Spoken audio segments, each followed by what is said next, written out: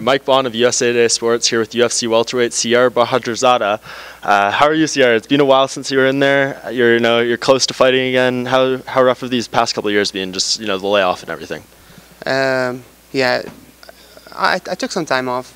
It's been an adventure. I mean, I was away from the sport, so I got a chance to enjoy life and do other things in my life. So now I'm back. I'm revived. I'm ready, and I had a long camp. I had a great camp. I'm in great shape, healthy, and I cannot wait to shine. Yeah, and this is your first camp at Jackson's, correct? This is my first camp at Jackson's, and I absolutely love it here. Yeah. Why? What was the decision to come out here? What really, made you make that move? I was actually not sure about coming to Jackson's MMA or any other gym, but it was always on my mind to try and see how Jackson's MMA is. So when I came here, it removed all my doubts. The way they train, the coaches, the leadership in the gym, it's incredible. And also the fight IQ that they're trying to teach you, becoming a better fighter. It's just a whole new level here. It's just like kickboxing in Holland, MMA, Jackson's MMA. That's the difference kind of with other gyms, and I love it here.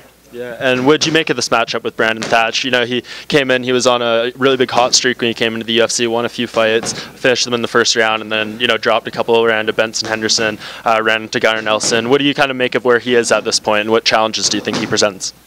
Wherever he is, he's under me. Everybody does great outside UFC, but when they come to the UFC is a whole different level. And for some reason, I always believe that my 30% will be enough for any welterweight. But when you come to the UFC, it's a battle of survivors. I mean, the battle of the fittest. The guy that's the fittest will prevail eventually. So in the UFC, you gotta be fit. You cannot fight when you're injured. You cannot fight when you're injured, or you have a terrible camp. So that's what I learned the hard way. Yeah, and this fight was supposed to happen in Pittsburgh before it got moved up. It seemed like he had some sort of issue with the commission or something. What do you know about this? Like, what was the reasoning they told you of why this fight was pushed back? Honestly, I don't even care what happened. I was supposed to fight him in Pittsburgh, but then Joe Silva called me and said the fight is postponed 2 weeks. Fine.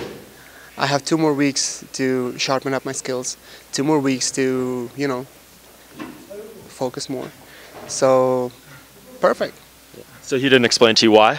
They did explain to me why, but I don't want to go to details. He had, I think, some issues with the medicine that he was using, and it was not allowed in Pittsburgh. Pittsburgh wasn't very friendly to fighters either, so I have no clue. All I know is that it was a legitimate reason, okay, and that he couldn't fight there, and I understand and accept it. So we'll face in Vegas, and it's a bigger card. It's more, it's Vegas. Come on. What kind of performance should they expect out of you? They should expect absolutely spectacle and fireworks, because that's what I'm going to bring. That's what I've always tried to bring. But sometimes people they don't dare to stand in front of me and fight me. I don't think there's any welterweight alive that will stand in front of me and trade with me. There's nobody. Nobody will do it. Nobody dares to stand in front of me and trade with me, because I have the power to knock out heavyweights. And they will feel it right away once I touch them. And once I touch them, their instinct goes like, take this guy down, take this guy down, take this guy down. Fine, they can try to take me down. We will see what happens.